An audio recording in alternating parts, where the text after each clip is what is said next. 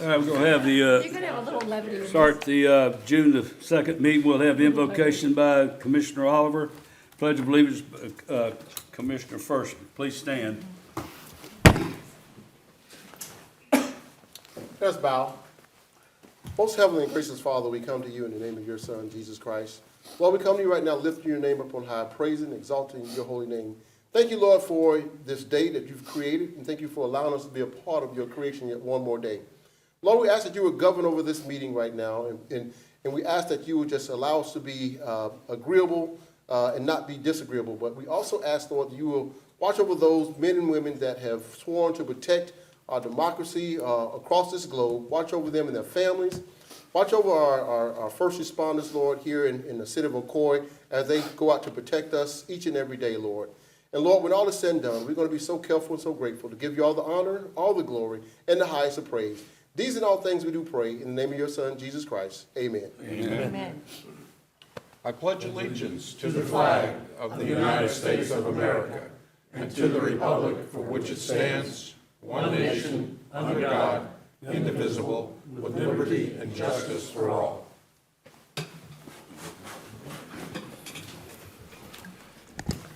Commissioner Kennedy? Here. Commissioner Wilson? Here. Mayor Johnson? Here. Commissioner Firstner? Here. Commissioner Oliver? Here. I'm gonna move one of them around here real quick on the presentations where the person won't get overheated here. Chick-fil-A beneficiary check presentation, Parks and Leisure Service Director Johnson. Good evening, Mayor, Commissioners, City Manager. I'm going to turn my time over to Ms. Beth Otts with Chick-fil-A, and she'll talk a little bit about the race this year. Good evening, everyone. We just are here tonight to distribute our benefactor, their check from the 5K. Every year, and this was our 14th year, we have a benefactor, a local benefactor nonprofit, that we give back a percentage of the race entries to help them complete their mission. And tonight, our benefactor was Do Good Farm. And that's Josh Taylor. Some of you know him out of House Blends Cafe. His daughter is here tonight representing Do Good Farm. Her name is Cameron. I'm going to have her step over just for a moment, tell you just a little bit about what their mission is, and then we'll thank everybody that had a part of this. Hi guys, thank you. So we exist to end hunger and malnutrition. We're working on projects all over the world, and so we're going to use this check to help us give back. So thank you so much. Guys, we already have our date for next year's 5K. It's going to be the 15th annual Chick-fil-A 5K with the city of Ocoee and the Kids Fun Run sponsored by Fravel Brewer Orthodontics, which are here tonight as well. I want to give a big shout out to this year's. We filled up before time. We actually had to cut off entries because everybody wanted to come out and be a part of the 14th annual 5K. Big shout out. We couldn't do it without the city of Ocoee. We so appreciate you. Parks and Leisure Services, Mark Johnson, Torrin Hogan and their team. Tracy's here tonight. Fravel Brewer Orthodontics, Jeannie Fravel's here tonight, Dr. Brewer. My operators, Sid and Jeannie Boast, who have the Ocoee and Winter Garden stores, who allow me to do what I get to do in the community that I love, which is give back. So next year's date, put it on your calendar, it's going to be April 10th. It'll be our 15th annual Chick-fil-A 5K and Fun Run. And we will post closer to time for if you have a nonprofit that's local within the zip codes that we list on our application, you can apply to be our benefactor next year. And then we'd see you here a few months later for a check presentation. I think Tracy has a list of all of our sponsors that helped this year, but I definitely want to give another shout out to the city of Ocoee, not just the city, but the police department and fire department, who are always partnering with us and helping us to do what we can do, which is give back to our community.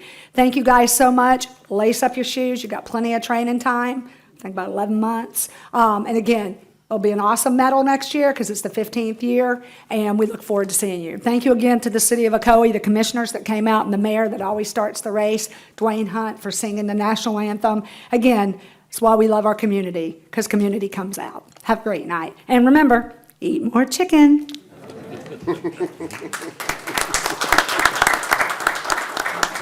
Any of you want to say anything else? If not, we'll come up front, we'll take some pictures. And wait on the check. Ooh, that's nice. That's great. Big check. Oh, the yes, checks for that. $1,320 from the race, and we also had a check for them of $125.40 for a community fundraiser that we had. Y'all want to fold up here to behind us here? Yeah. Okay, I always get stuck behind the cab. here we go. Tim always makes sure he gets my good side. Mayor, if you can step this You that way. There we go. All right, there you go.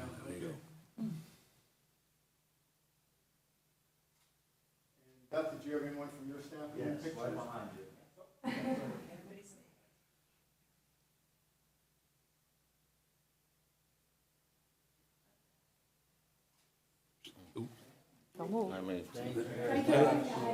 Listen, let me get back Good to where the see you, too. microphone's at.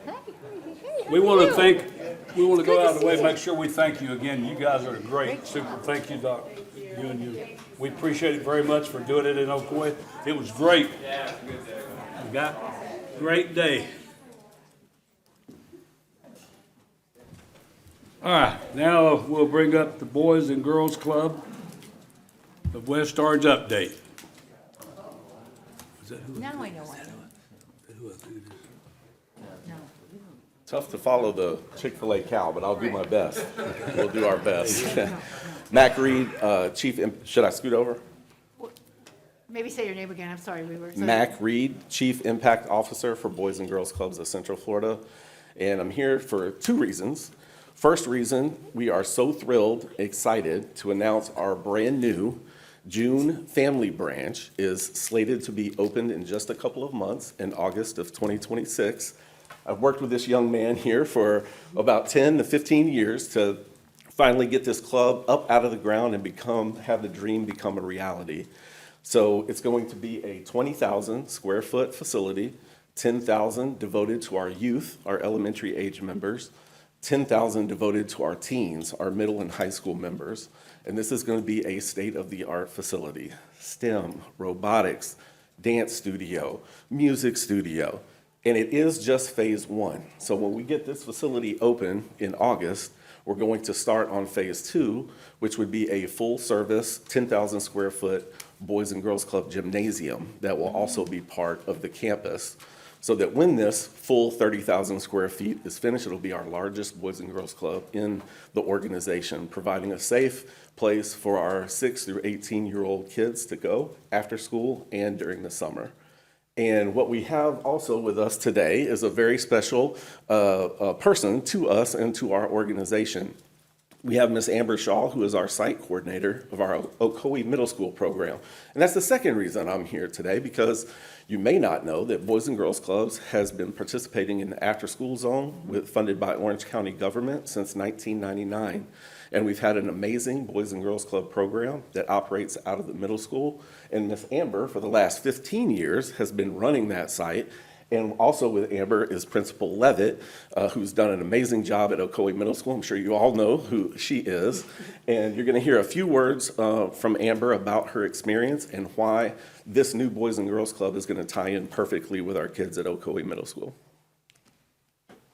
Thank you, Mac. If you guys look a little closely out the window, you can probably see Ocoee Middle School. We are very, very close to here.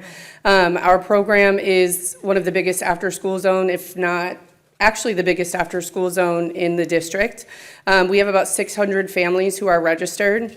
We have an average daily of attendance of about 150 to 200 after school every day. So kids go to school during the day and then stay with us until about 6 p.m. every day. And we're also running summer camp as well. We just had our second day. We have about 200 children who are running around crazy all day long. And some of them are actually feeding into Ocoee High School. Most of them are feeding into Ocoee High School. And we have some Wekiva and some West Orange kids as well. So one of the issues that we kind of consistently run into is for 6th grade, 7th grade, and 8th grade, they're able to stay with us after school every day. They have a safe place to go. They're, cultivating their interests. We're developing mentorship programs. We have robotics and drones, computers. They get tutoring. They get homework help.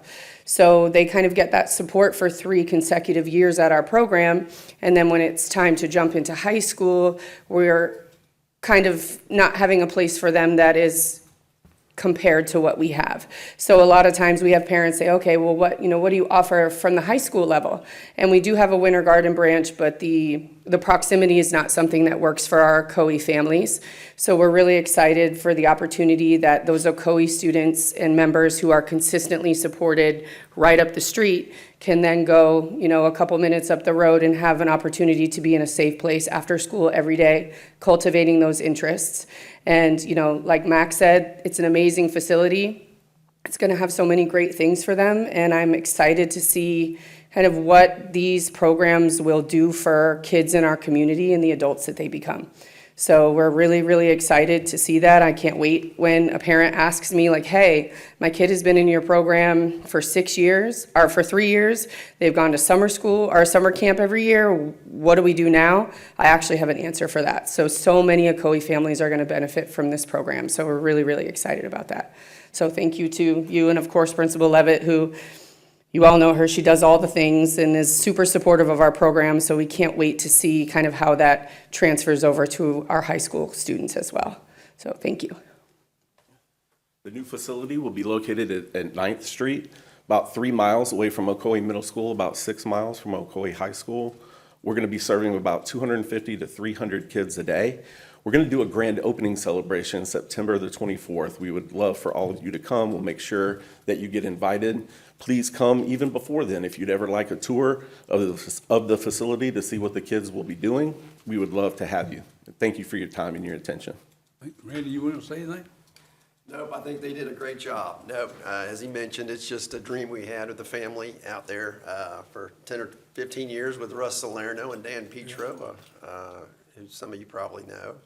So it's been an effort. It's finally come true, and it's beautiful out there. So you guys, y'all got my phone number. I'll give you a tour. We're excited about the gym, getting close to funding on it, and breaking ground in August, you said, right? Yeah, so we just got plans approved on it. And, yeah, it's right next to Shepherd's Hope, across the street diagonally from Maxie, and it's going to be a heck of an asset for both Ocoee and Winter Garden. We're excited. We appreciate it. Thank you Thank very much for y'all. all your service. Appreciate it. Thank you.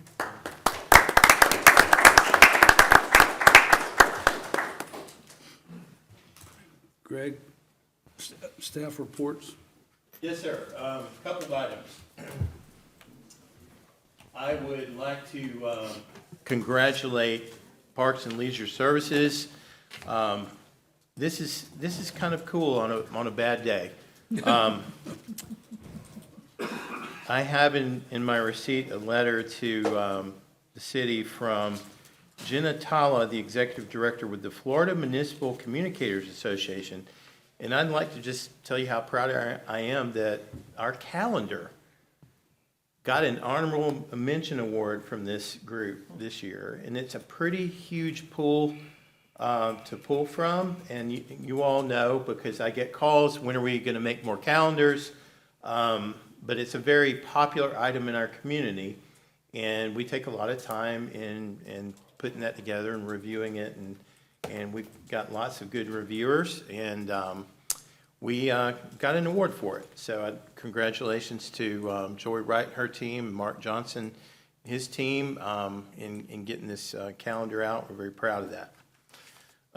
The second thing I have is complete opposite spectrum. About 3 hours ago, the legislature in special session adopted a joint resolution to place a tax reform package on the ballot, and I can tell you that we are already taking action and will be presenting to you a public education plan pursuant to advice from City Legal to make sure we don't break any rules in educating our citizens on the impacts that will be coming, and it will include but not be limited to websites, flyers, and presentations that will be presented at scheduled community meetings, just so that we can try to educate everyone.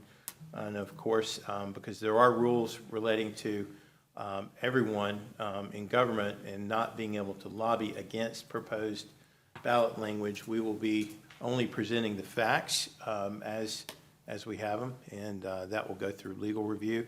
That will also have a lot of bearing on discussions in the upcoming commission meetings. Next meeting, June 16th, we'll be having a discussion about the future of solid waste management in the city, as well as the fire assessment resolution will be on for consideration. And that's it, Mayor. All right. Thank you. With that, I'm gonna start off, did you want to make some comments? No. Okay. All right. I was gonna give you a chance. Okay, all right. All right, let's see where we're back here is, public comments. We have Dr. Jim Moyer.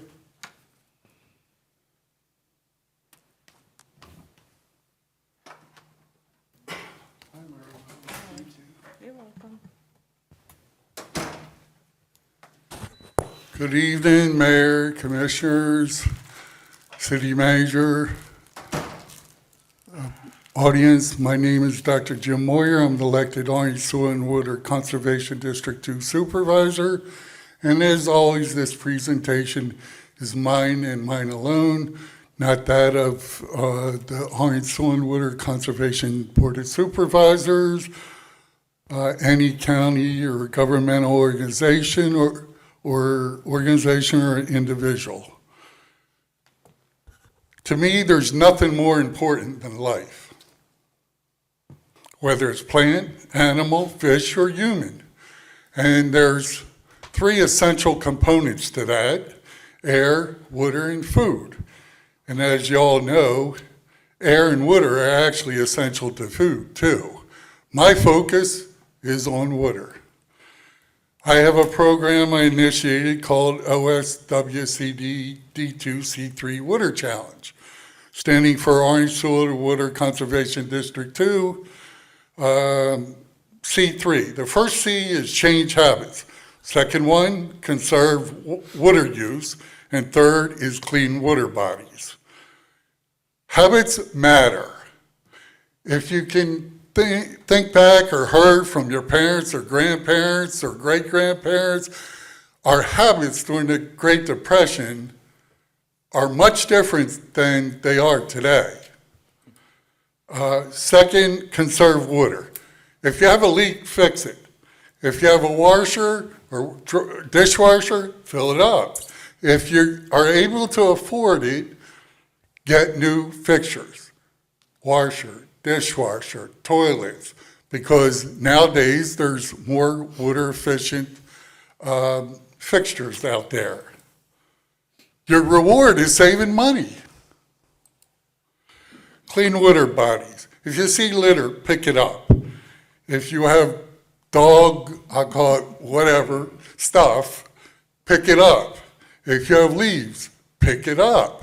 Prevent it from going into the stormwater drains. Our reward is our future. Stop water pollution.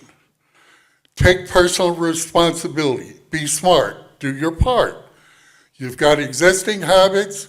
Make changes. Create new habits that benefit all of us. Thank you for your time, as always, and God bless you all. Thank you, Dr. Moyer. All right, we have another one here with Steve Bressler. Was this a call-in or is it? Stephen Bressler. He's not here. Not here. I haven't seen him. All right, let's move on to the consent agenda. I'll make a motion to approve the consent agenda. Motion made by Commissioner Kennedy to approve the consent agenda. Do I hear a second? I'll second. Seconded by Commissioner Wilson. Any more comments? No more comments, let's vote.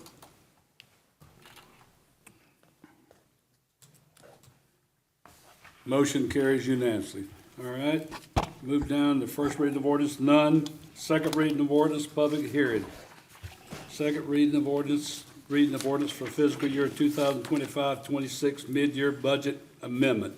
Finance Director Weber.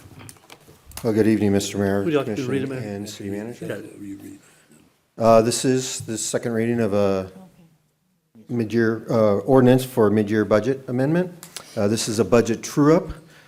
The first reading was held on May 19th. There's been no amendments to the ordinance or the mid-year budget schedule since that first reading. As I mentioned, this is a budget true-up. There is no impact to the general fund balance. Staff recommends approving the ordinance as presented. Be happy to answer any questions. It does require a public hearing, and the public hearing has been properly noticed. Oh, Yeah, I'll do that. sure. He's going to read the ordinance, and then I'll open the public. Sounds Make good. comments. Thank you.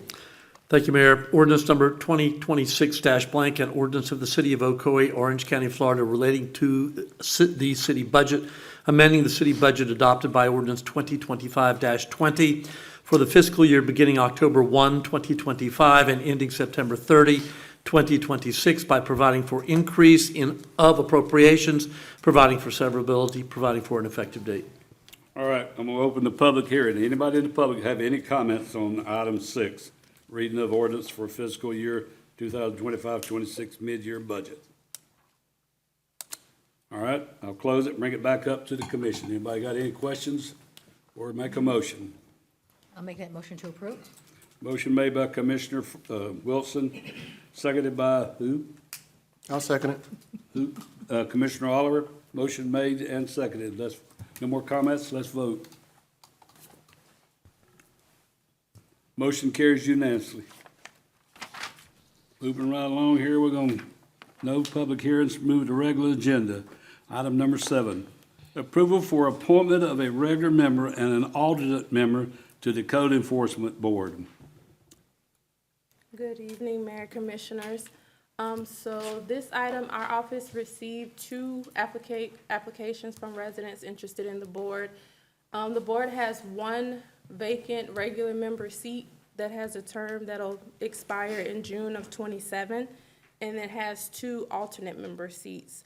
So staff is recommending that you consider these applications and name which applicant will be appointed to which seat, either the vacant regular member seat or one of the alternate member seats. You got them where you can read them off? You read them off? Well, I was wondering, may I ask a question? Yeah. We have 2 board seats. You have Michael Montgomery, and we have Bradley Jackson. Is one alternate and 1 regular seat? Yes, Okay. well, that's what you have to name, 1 to be alternate and 1 to be in the regular seat. Can I ask which one put their application in first? Michael Montgomery. Okay. These are the 2 names, Mayor. Michael, see, that's in your. Michael, yeah, Monty Montgomery is in District 2. I know him. All right, do we need to vote on that? Bradley Jackson. How many, can I ask? I have 2, that's a good point. So 1, 4, and 2 all have 2. So the only other preference I would have, other than what you said, first come, first served, would be if there was somebody from 3, but there isn't. There isn't anybody from 3. Do we So have one I'm more? good with that. Do we have Well- one more seat, alternate seat sitting out there? Yes. And that, if someone comes forward from District 3, would be even Yeah. wonderful, Yep. as I look over at Mr. Firstner. You mean District 3? District 3, there's no one from District 3 on the board, correct? I have to go back. Correct. Yes, that's correct. Okay, I have to go back to my notes here. All right, so we need all right, let's do Mr. Montgomery, Michael Montgomery. He's going to be on the Code Enforcement Board, the regular member. Yes, sir. All right, I need a motion. I'll make that motion. Motion made by Commissioner Wilson. Do I hear a second? I'll second. Seconded by Commissioner Kennedy. Any more comments? If not, let's vote. No. Oh, everybody, we need to vote again. Let's vote. Okay. Oh, is it We've me? still got 40%. That's not, Hold on. nope. Now vote. All right, everybody vote. Motion carries unanimously. Now I'll it's make for a the, motion for Bradley Jackson of District 1 to be appointed as an alternate member to the Code Enforcement. all right, motion made by Commissioner Kennedy for Bradley Jackson. All right, no more comments? Wait, All right. please. Huh? We need a second? We need a second? I'm sorry. Did you second? I'll be happy to. Yeah, Commissioner Kennedy, Commissioner Wilson, seconded. No more comments? Let's vote on that one. Mayor, we still have that one, Motion carries unanimously. we still have that one alternate position that's in. We didn't say that on here, No, though. it isn't, we still, but our acting city clerk here, is that the right correct word? Deputies, excuse me. What is it for We have one code more enforcement? alternate. We have one more alternate that we, Who is, We'll do we need- have another name? We don't have any more applications No. at this time. but we just want to Now's put the it out time. there. You want to wait? Okay, all right. We can wait and put it on there for next time, all right? See if we can pick up one for next time. Keep promoting All right, business. all right. Mayor announcements. Community survey. The city of Ocoee wants to hear from you. Share your thoughts about city services and community priorities. Your voice matters. Visit ocoee.org to take the survey. June events. Cookies and milk with a cop. Happening on June the 12th and 26th, and July the 10th and 24th at the West Oaks Library from 10:30 a.m. to 11:30 a.m. Children can enjoy story time with the Ocoee Police Department. Registration is required. Visit ocoee.org for more information. July events, 4th of July and 250 celebration will take place on Saturday, July the 4th from 5 p.m. through 9 p.m. at Bell Breeze Park. Come enjoy rides, games, live music, food trucks, and fireworks. Family Recreation Day, happening on Saturday, July the 18th from 11 a.m. through 2 p.m. at the Gem Beach Center. Enjoy a day with your family and join us for rides, games, and free pool admission. All right, Commissioner Oliver. Just one thing, and that's dealing with the tax reform bill that is coming our way. It's something that's really been weighing on me, and I'm sure it's been weighing on a lot of us and other elected officials throughout this county, is how do we pivot from these things? But more importantly, how do we educate the public at large to understand the possible catastrophic, sweeping implications of this bill that we're going to have to bear the grunt of. We're going to grunt and bear this, the implications behind this. It is important that we understand as citizens that this is a constitutional bill. That means that it cannot just be rolled back easily. This is something that's going to affect us in the present. It's going to affect our children, our grandchildren, our great-grandchildren for years to come. And I just think that we really owe it to ourselves to make sure we educate our neighbors, our circles of friends, and anybody else, and let them know that there is wide implications behind this particular bill, and to take it seriously. And again, this is just something I've been thinking about for a while, since this has been presented for past year or so. So that's all I really have. But then I also say this. I will also leave with this. Sometimes the only way that God can show us He's in control is to place us in situations where we cannot control. Nothing is too hard for God, who created it all. That's all I got. Thank you, sir. Commissioner Fershner. The only thing I have to add to that is that I'm really concerned about how the state is taking away the ability for cities and counties to use home rule. It's eroding our home rule abilities and everything, and if they can do that with the taxes, I don't know what else they can do to take home rule decisions away from us, but I don't think it's a good trend that they're following. Thank you. Thank you, sir. Commissioner Wilson? I have nothing to add, I think, to what's already been said, because I think it's going to affect all of us and our community and our state at large. So, I look forward to July 4th, that we have a celebration coming on here at Ocoee. It's going to be great. So let's have a little positive comment instead of feeling doom and gloom, I guess, what I've been hearing. Thank you. Commissioner Kennedy? Yeah, I have a few comments. On home rule, I've been watching and I made a comment a couple meetings ago, it's really interesting how our elected officials at all levels are sometimes for home rule and cite it, and they act as home rule heroes, and then other times they're not. And so citizens need to be informed, stay informed, and hold public officials accountable for being consistent.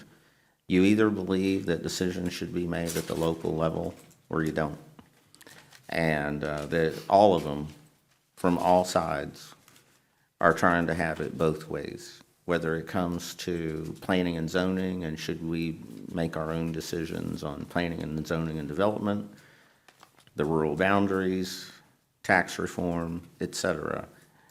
I haven't seen a single person at any level that has a consistent philosophical position, even if they're against it. If they would just say, I'm totally against home rule. There's nobody like that. It just depends on what the issue is, and it's not good for any of us. On tax reform, the implications are largely yet unknown. But I want to give a shout out in particular to our city manager, who, as far as I know, among the population of city managers, has stayed on top of this issue, has stayed more informed. He's informed me more than anybody. And my CPA firm has a large government accounting practice, and he knows what's going on before it's publicly announced to us. And the things that he's talking about and anticipating and doing, the changes with fees and enterprise funds, et cetera, are very innovative. And I just want to say he's having public hearings. He's having community outreach. He's scheduling workshops. If you have a strong opinion about assessing fees versus ad valorem, these are going to be the forums to talk about that. Calling us after the fact or posting on Facebook is great, but it doesn't affect anything. So this is really an important time for everyone to get involved, get informed, and voice your opinion. A lot is going to change for all of us. Lastly, I'm the liaison to the CACOPD, which is the Citizens Advisory Council for the Ocoee Police Department. And we had a couple members resign, and now we have 4 members. And we can't meet quorum consistently again. Recently, we had a cohort class, whatever you call it, graduate from the Citizens Public Safety Academy. And I know that the chiefs, both chiefs, address those citizens as they go through the academy and encourage them to volunteer on both the Fire and the Police Advisory Council. To volunteer on the Police Council, you have to be a graduate of that program. I think you have 2 years to do it. I sent a letter as the liaison to recent graduates of that committee, inviting them to serve on the board. But as I said, they can volunteer for the board and then take the Public Safety Academy. So I just want to say publicly and to commissioners, if you or you know somebody that is interested in the community relations with the police department and the policing, and advise the city on those issues, this is a really great board. They do a lot of good things for young people in the community. They support the Explorers program. They support COPS, which is families of officers that have been killed in the line of duty. If this topic interests you, please reach out. You can reach out to me. You can reach out to the clerk's office. You can reach out to the police department, community affairs. Almost anywhere you reach out and get a hold of someone, they're going to be able to help you get signed up for these boards. That's it, sir. Thank you. One of the things I got in when I first got in office back in '85 or somewhere, first things that we went to different things with the state and different things, and I know Commissioner Wilson's heard this, but it was always home rule, home rule. Keep preaching home rule to everybody. So we did it for the last 40 years I've been involved. Every time I go to Tallahassee, every time we have our league meetings or the state meetings, home rule is the big thing in the room. We want to run. I think personally, these guys sitting up there, some of them are ex-city commissioners and ex-city council members. How in the world they expect the cities to do with the ability with the tax base changing like it's going to change, to keep being the cities of places you want to live? It's going to cut out the benefits and the things we've had established forever. So it's, to me, I think they're kicking on the home rule and trying to make it the state rule. So, and then they make comments like, I think it was the governor said to make a comment about the money. If we don't get enough, we can go ask them for a grant. Well, ladies and gentlemen, we try to get grants all the time. They just don't give them out. And what's going to happen? Maybe some little city out in the middle of the Podunk's going to get it, but not us. So I'm worried about our youth, our children out at the parks, things. And last city manager said earlier, when we did the golf course years ago, it was put on to the state comp plan to be part of the recreation thing. And now they're telling us they don't want it on its benefit for the taxes. So everybody, I know it's going to be hard. You look at that ballot and it says this, you're going to save all this. It's also going to come back somewhere, and I don't know where they're going to add it. Where they're going to add this stuff to get this money that we can have fire protection, police protection, and activities for our citizens beside that. We've got roads that have to be paved. Already you see the sidewalks were always a problem. And just like mowing the yards. So the city streets and things. So beware, read all the activities all the things you can read about this tax thing, because it is what really, like I said again, it upsets me that some of the people up there that are doing this are the ones that did what we do. They're the ones that know how you operate and what we're trying to do here. But, so, that's my comments on it. I will say that, Craig, we've been talking to the mayor, and I've been talking with him. We're gonna try to round up where we can all tie into the other cities, local, especially this west side of town.